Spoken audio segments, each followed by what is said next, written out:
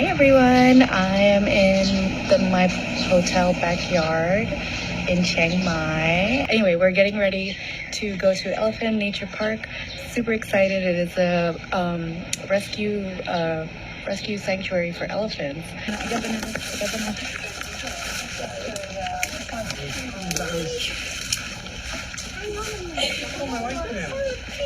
Oh, wait, no touch.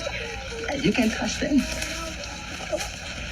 Yeah, you can pet them. It's really happy. Hi everyone, we are still in Pub Street in Siem Reap. I'm going to try the famous Anchor beer.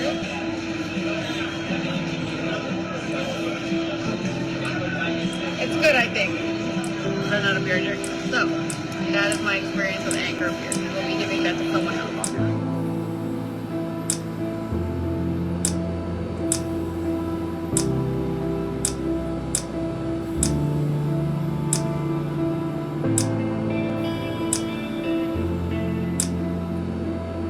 My name is Mayuri Saxena and I have ALS. ALS has taken away my ability to move and my ability to speak. But it will never take away my voice, and it's with this voice that I am asking you to co-sponsor and pass the expanded access bills. House Bill 3537 and Senate Bill 1813. Today, I consider myself the luckiest man on the face of the earth. You may have heard of ALS. It is also called Lou Gehrig's disease. ALS is 100% fatal, but before it takes your life, it slowly paralyzes all the voluntary muscles in your body. I cannot move, eat or breathe by myself. The only thing I can move is my eyes. That is how I am telling you my story today. And ended up on a wheelchair. Supposedly I have a life-threatening disease, but that's not going to stop me from changing the world. In 2016, my life changed. First, I began stumbling for no reason. My muscles were weaker and I noticed one of my legs had started to atrophy. I saw numerous doctors, orthopedic surgeons, podiatrists, and physical therapists. No one anticipated I had a fatal disease at 32 years old. Most people with ALS die within 3 to 5 years. I was diagnosed 4 years ago. I am living on borrowed time and only Congress can turn back the clock to give me a chance to fight for my life.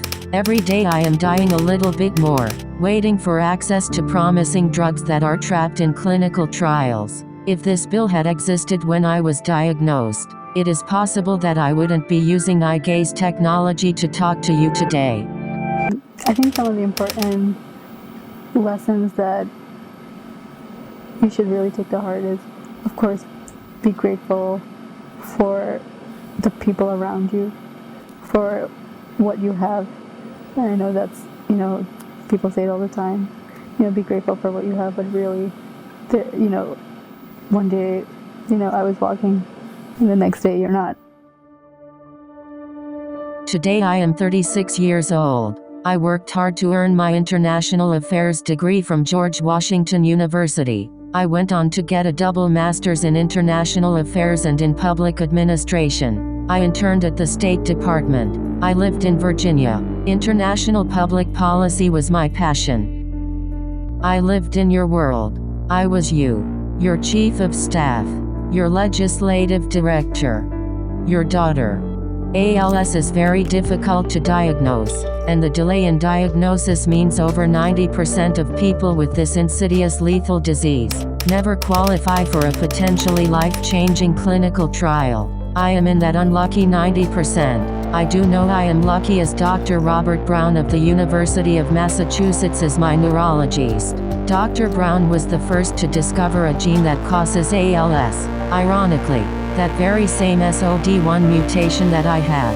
And now, Dr. Brown has developed a gene silencing therapy that turns off the harmful impact of my SOD1 gene. The day I first met with Dr. Brown, I was in a wheelchair, but I could eat and breathe unassisted. I could speak and type, but the clinical trial window had closed for me. I was diagnosed 6 months too late to qualify for Dr. Brown's trial. It didn't matter that I was only 34 and otherwise young and healthy. It didn't matter that Dr. Brown's gene silencing therapy had shown 93% efficacy, a 93% chance of living versus a 100% chance of dying. This is the reality of my ALS lottery. The expanded access bill could change this inhumane paradigm. A 1% chance of living is better than a 100% chance of dying. Today, I cannot chew even the tiniest morsel of food.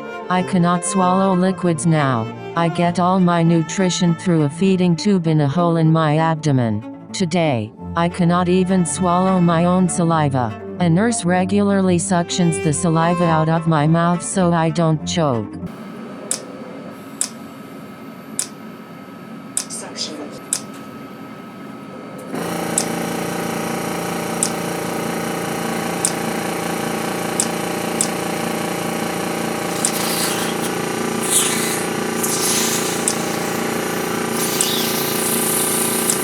Today, I cannot cough on my own. Today, I cannot breathe on my own. A ventilator forces oxygen through my throat and in and out of my lungs. Today, I can no longer scream or curse on my own. When someone asks what the Congressional Budget Office says about the fiscal impact of this bill, human life and suffering shouldn't be valued by data on a spreadsheet. Imagine if your mother fell down the stairs, or your son collapsed on the soccer field, or your daughter could no longer hold her head up to eat dinner. Would you search for a report for fiscal impact, or get them treatments? I am just one of 30,000 Americans whose lives Congress and Senate have the ability to change. Even if I fail in my 1% chance of living, please give me that chance with expanded access, for I know I can still impact the world by giving Dr. Brown more knowledge about my SOD1 mutation. Please allow Dr. Brown to carry on my legacy with the lives he can change by what he learns from my fight. And if it's too late for my life, please use my voice in honor of all those people who come after me. For every 90 minutes, another American is diagnosed with ALS. With this expanded access bill, Congress and Senate can still rewrite our story so that no one else will need to face this insidious and fatal disease. Thank you for allowing me to have a voice. I truly hope action can be taken while I still have time left on this earth.